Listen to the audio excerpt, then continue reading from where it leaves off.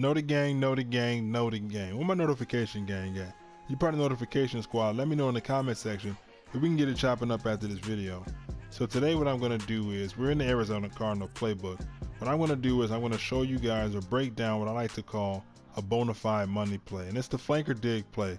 In my mind, a money play is a play that you can go to in almost any situation, and if you know the right reads, you'll have success. In this situation, it's going to be the flanker dig that we talked about. And in general, money plays have a low failure rate and a high success rate. Obviously, you don't want to spam any one play too much, because if you have a smart opponent, they'll make adjustments to it. I talked about the flanker dig a little bit in the last video I posted, which was the top 5 underrated playbooks. I'll throw a card up in the top right corner, but it's part of the Packers playbook and part of the Arizona Cardinals playbook, and part of the reason why I put the Packers as the #1 underrated playbook. So we're going to go ahead and select flanker dig, and I'm going to show you guys how I use it against cover 2, cover 3, and cover 4. If you're new to this channel and you find this video useful, hit that subscribe button, hit the notification bell so you never miss an upload. So you can see here I have the flanker dig set up, and we have cover 2. In every play in this video, I'm going to go ahead and spy the DNs, because you guys know how crazy this practice mode pass rush is, and so I need all the time I can just to explain the most basic concepts. So on an every down basis, what I'll do is, the only really adjustment I'll make is I'll put Fitzgerald or my slot receiver on the drag. Triangle Y, select Fitzgerald, and then pull the right stick down. Now, almost anytime you have a table route by a running back, that's going to be your first read. So you go ahead and call the play, and the only zone that's going to stop that is a hard flat from that outside corner. A hard flat from the inside, from anybody on the inside, from a safety, is not going to stop that. So as long as that read is there, you can go ahead and hit it. You can also hit that drag route and that in route from that tight end. I didn't spy my DNs because this is a quick read, but we're going to have some reads that require a little bit more time in the pocket, like this one next coming up. So your opponent is going to decide to shut down that table route. So he's going to go, okay, I'm going to put my hard flats out there to shut down that table route. And that's where that deep in route by Williams comes in. You see your opponent shutting that down. You throw a high pass. Hopefully you don't throw it 40 feet over his head, but you see that Williams comes open once your opponent goes on those hard flats.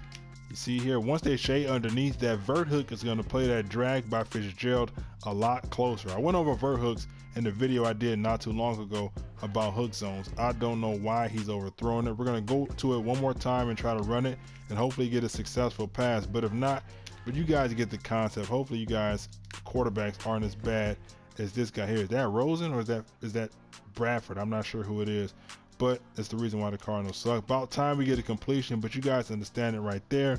And also, to get big yards, that's where we're going to use the post on the left side. So you just streak Fitzgerald. What I normally do is I will put Williams on a fade, triangle Y, select Williams, pull the right stick up, and then put Gresham on a smart out route. Triangle Y, select Gresham, push the D-pad out, put it to the right, and then smart route him.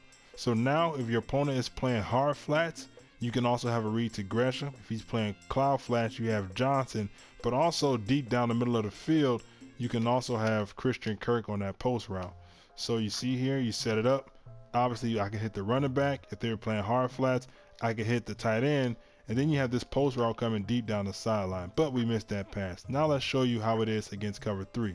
Against cover 3, the reads and the setups are pretty much the same. There isn't like a special setup that I use differently.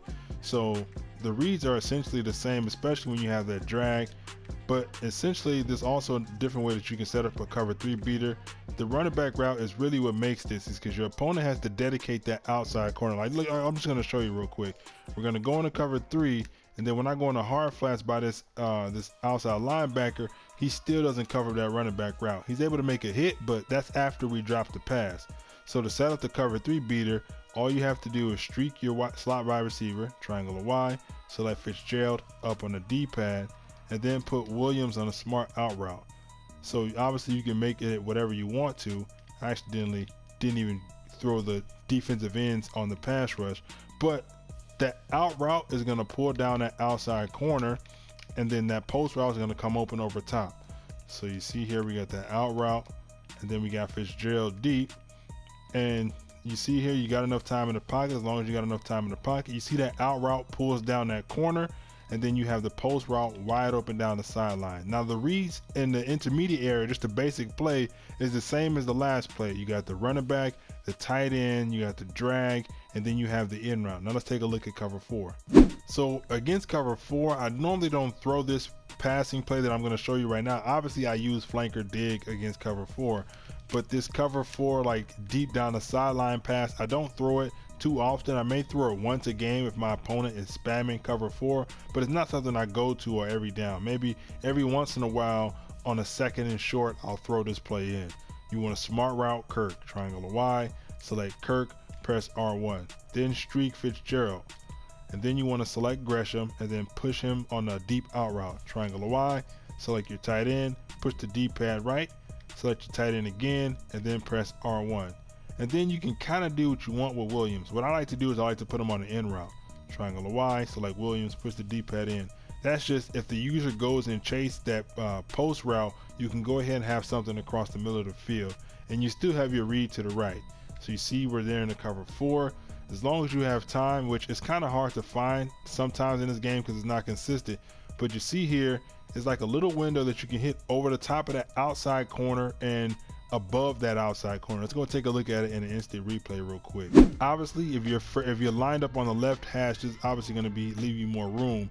But what happens is these routes, this out route by Gresham, you see once he runs this out route, these safeties, the safety in this corner stop moving. Not only is because of the out route, but it's kind of like, well, actually he moves back a little bit more deep, but this corner stops going back deep, and that's what creates it. That out route kind of pulls this corner down, and then you have Kirk coming wide open on the sideline. You have to just throw it over his head. It's a bit of a tight window because you know in Madden these players got like 50,000 jumps, so they can run backwards and then jump to their full vert max, but it's something that you can do to hit deep down the sideline. Like I said, only like once a game I would use it, but that's in general like a basic setup for the flanker dig. You have the cover 2 setup, cover 3, and cover 4.